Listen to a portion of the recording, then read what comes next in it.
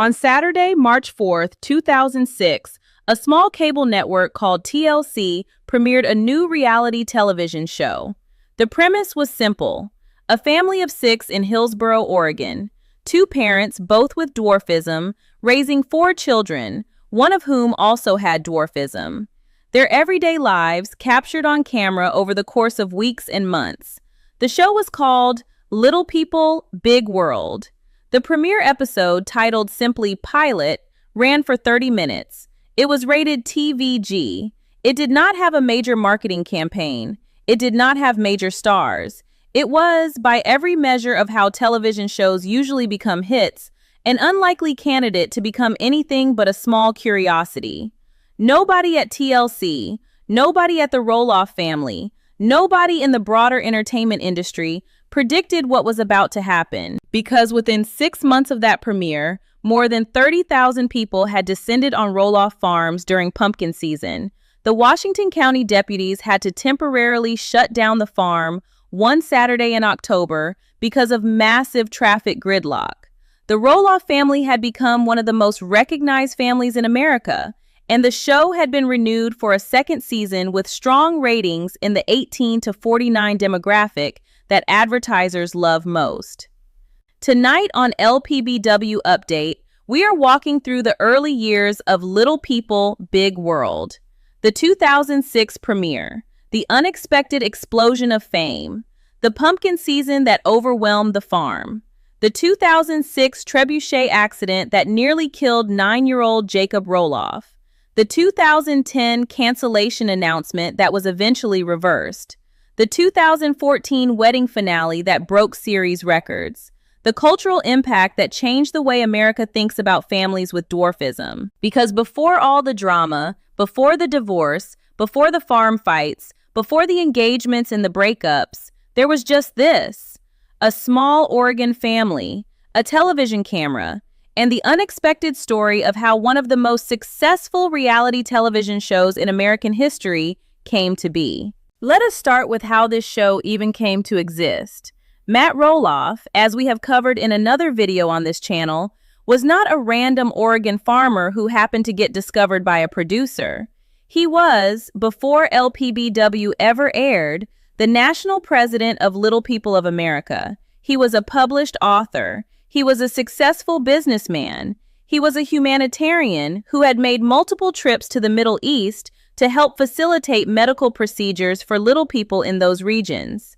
He was, in other words, already a public figure in the disability advocacy world. That is how TLC came to know about him. Producers were looking for a family with dwarfism whose story could be told respectfully on television. Matt's profile, his accomplishments, and his media-savvy approach to advocacy made him an obvious candidate. The producers approached him with the concept. Matt and Amy talked it over. They had reservations. They had concerns about privacy. They had concerns about their children. But they also recognized something that turned out to be very important. As Amy would say later, in a 2010 interview, nothing like Little People, Big World had ever been on the air. Nothing had depicted dwarfism in an everyday way. The opportunity to educate people about what life as a little person actually looks like, to humanize a community that had often been the subject of curiosity rather than understanding, was significant. Matt and Amy decided to do it. The first season was filmed over the course of late 2005 and early 2006. It was a relatively modest production by reality television standards. Producers came to the farm. They filmed family meals, school events, business operations, and the various adventures the Roloff kids got into.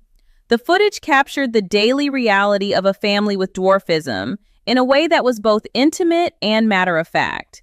The kids were young. Zach and Jeremy were 16, Molly was 12, Jacob was 8. They had not yet gone through the public scrutiny that would later complicate their relationships with the show. They were just kids, doing kid things, with cameras around. The early footage from that first season has aged in interesting ways. Watching it back in 2026, you can see the freshness of the Roloff family before fame had touched them. You can see Matt building things on the farm with the kind of focus that would later turn into a multi-million-dollar business. You can see Amy parenting 4 young children with patience and humor. You can see the dynamics that would, over the next 18 years, become familiar to millions of American viewers. But in 2006, when those scenes were captured, none of it had been processed yet.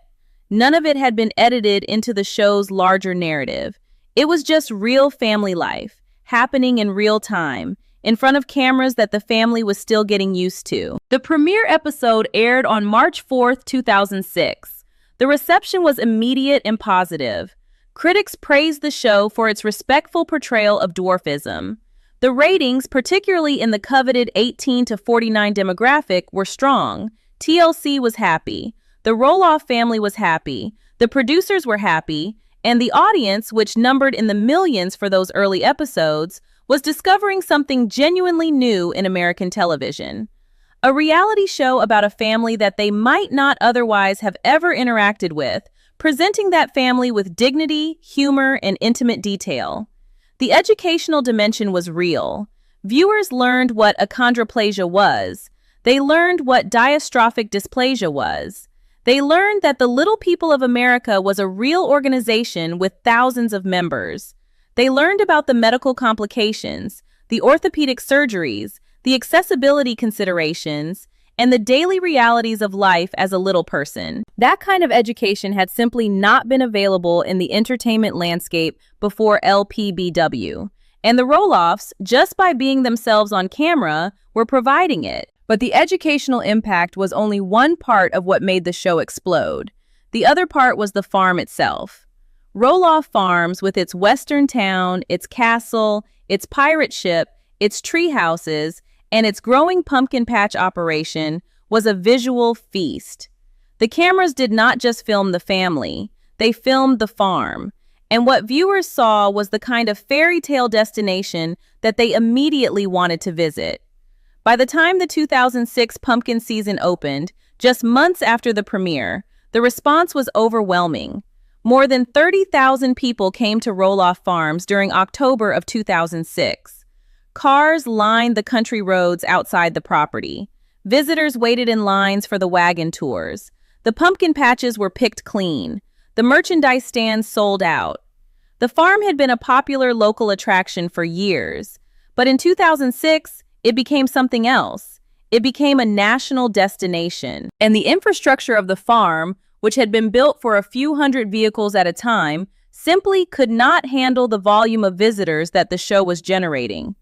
On one Saturday in October of 2006, the situation became so severe that Washington County deputies had to temporarily shut down the farm because of the massive traffic gridlock on the surrounding roads.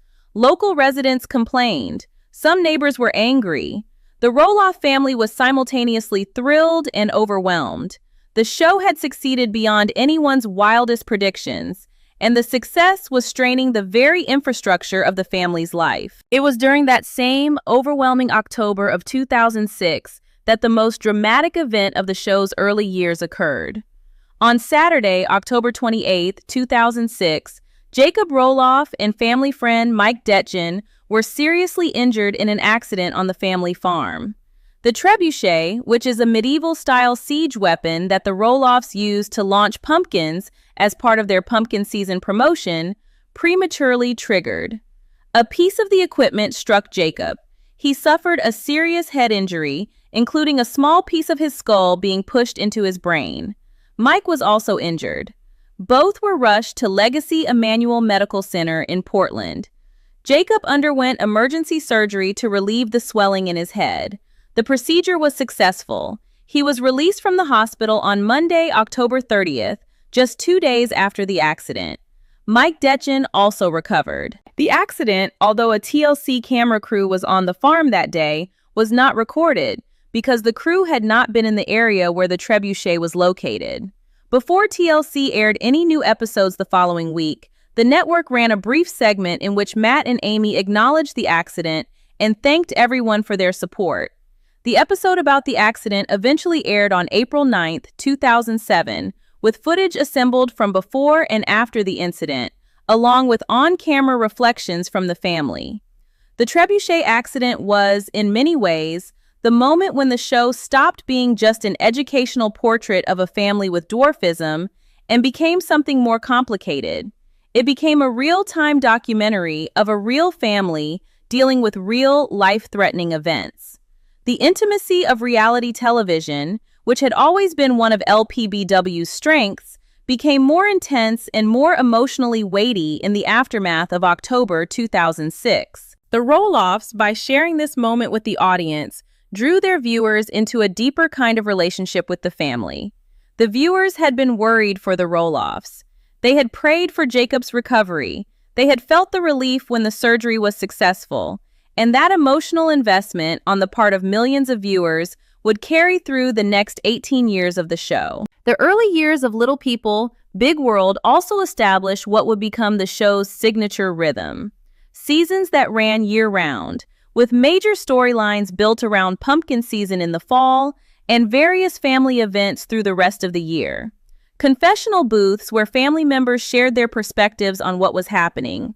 The Roloff kids growing up year by year on camera.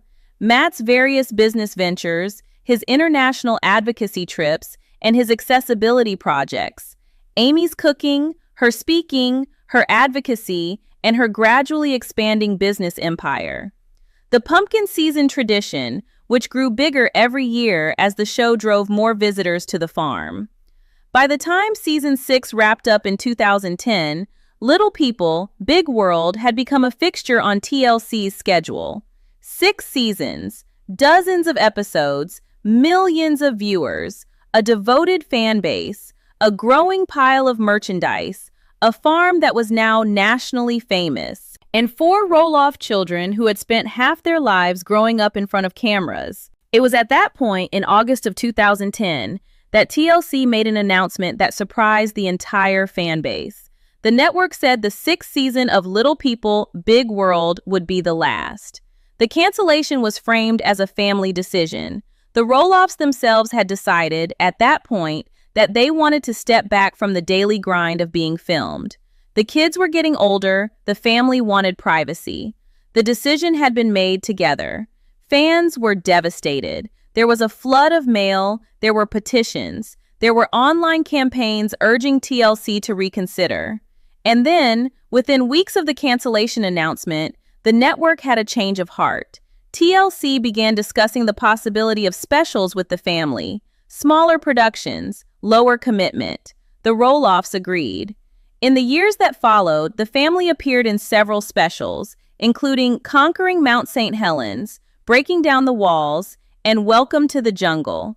The specials performed well. The family enjoyed the lighter production schedule, and by 2013, TLC was officially announcing that Little People, Big World was returning for a 7th season.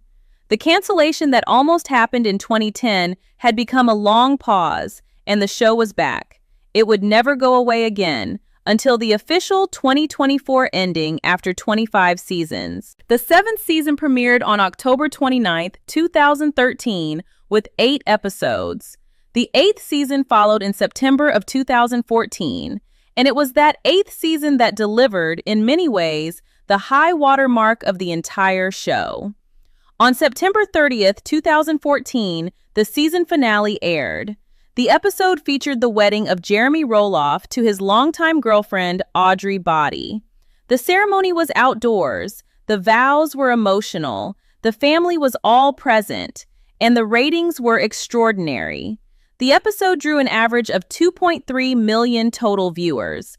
It was the highest-rated episode in 6 years among women aged 25 to 54. It was number 1 on cable in the 10 o'clock time slot among women 18 to 49 and women 18 to 34.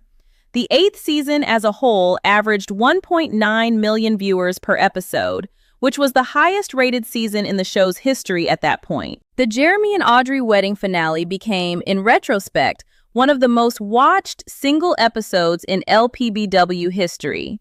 It also marked, in some ways, the peak of the show's cultural relevance. The next phases of the family's story would include challenges, conflicts, and complexities that no single episode would ever match in pure ratings dominance. But that 2014 wedding finale stands as a kind of high watermark. The moment when the Roloff family was at the height of its public love, the height of its on-screen unity, and the height of its cultural reach. From that point forward, the show would change. The kids would marry, the grandchildren would be born, the marriages would face their challenges, the divorces and engagements and breakups would unfold, the farm fights would begin, the seasons would continue, but the show would be a different kind of show. The 2014 wedding finale, in retrospect, was the end of one era and the beginning of another. Looking back from 2026, what is the legacy of those early years of Little People, Big World? A few things stand out. First, the show genuinely changed the way America thinks about families with dwarfism. The visibility, the education, the humanization of the little person community was real and lasting. Millions of viewers, over years of watching, developed a more nuanced understanding of what life with achondroplasia or diastrophic dysplasia actually looks like. That cultural shift cannot be undone. It is part of the permanent record of what reality television at its best can do. Second, the show demonstrated that family reality television, focused on the everyday lives of regular people, could compete with the more sensational productions that dominated cable in the 2000s and 2010s. The Roloffs were not Kardashians. They were not Real Housewives. They were just a family. And their story, told with care, was enough to sustain millions of viewers for nearly 2 decades. Third, the show created a template for other family reality shows that followed. The 19 Kids and Counting franchise, the Sister Wives universe, the various extended family shows that have come and gone. All of them, in various ways, owe a debt to Little People, Big World for proving that audiences would watch ordinary American families if the families were interesting enough and the storytelling was honest enough. What would the 2006 Roloffs think if they could see the family in 2026? Honestly, they would be amazed. The 2006 Roloffs were a family of 6 in Hillsboro, Oregon, running a pumpkin patch and starting a reality television adventure they did not fully understand. The 2026 Roloffs are an extended family of 20-plus people, with 3 generations on the property they once shared, spread across multiple states with multiple businesses, multiple books, multiple podcasts, multiple Instagram accounts, and a fan base that has stayed loyal for almost 20 years. The journey from 2006 to 2026 has been longer, more complicated, more painful, and more beautiful than any of them could have imagined when they first agreed to let those cameras into their home. The show is over. The cameras are gone. But the family, in all its complexity, is still here. And the audience, the loyal viewers who have been with them through every season, every divorce, every wedding, every engagement, every breakup, every farm fight, every reconciliation, is still here too. That is the legacy of Little People, Big World. Not just a show, a relationship between a family and an audience that has lasted for 2 decades and counting. So I want to know what you think. Do you remember watching the LPBW Season 1 premiere in 2006? And what did it mean to you? Has the show changed the way you think about families with dwarfism, or about reality television, or about the Pacific Northwest? And do you think the cultural impact of LPBW will be remembered decades from now? Or do you think it will fade as the show recedes into the past? Drop your thoughts in the comments below. I read every single one and I love hearing from you. If you enjoyed this video, please give it a like, subscribe to LPBW Update, and ring the bell so you do not miss our weekly Roloff family stories. We are committed to bringing you the truth, the timeline, and the heart of every member of this remarkable family. I will see you on the next one.